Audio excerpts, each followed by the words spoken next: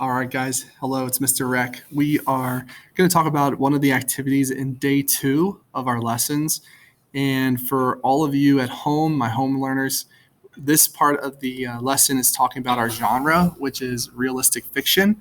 So we just want to make sure you know that all the stories this week are going to be in the same genre. And realistic fiction means it could happen in real life, but it isn't necessarily a real story. It's not based on a true story and true characters and history.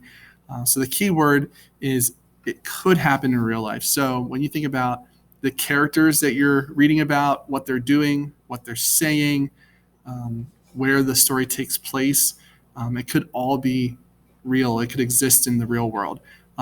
That's not to say that necessarily it's a real place. I know some realistic fictions have a made up place, but the place itself could exist. It's like a town with normal citizens and normal people and normal jobs and all that. So if any element of a story is not realistic, it can't be realistic fiction. See, everything in a realistic fiction could happen in real life. So you could have people who are realistic in the story, but if they're dealing with something like, meatballs falling from the sky when it rains, it's not realistic fiction. That would make it a fiction fantasy. Okay, so this practice page is going to be important to practice that, because it's going to ask you, how do you know it's realistic? And simply I'm looking for just look at the characters, where they are, what they're talking about. Is the problem realistic? Think about what they're struggling with, and if it could exist in the real world, that's how you know it's a realistic fiction.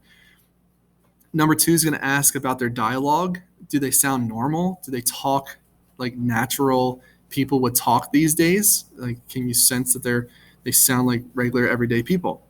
Number 3, the picture is going to show you information that isn't in the text. So think about, what did you learn by looking at the picture that you couldn't learn from reading the story? And the last one there, number 4, is think about some details about the setting. And the picture helps you with that. See, if you're reading the story, you wouldn't know where the kids are sitting. You might not even know that those were kids in the story by just reading their names. So the picture gives you a lot of information and helps you know that this is a realistic fiction. Okay, so good luck with that. I'll be checking out your responses, and I can help you with any questions you have. Just shoot me an email, and we'll go from there. All right, thanks a lot. Good luck. And if I don't talk to you, have a great weekend.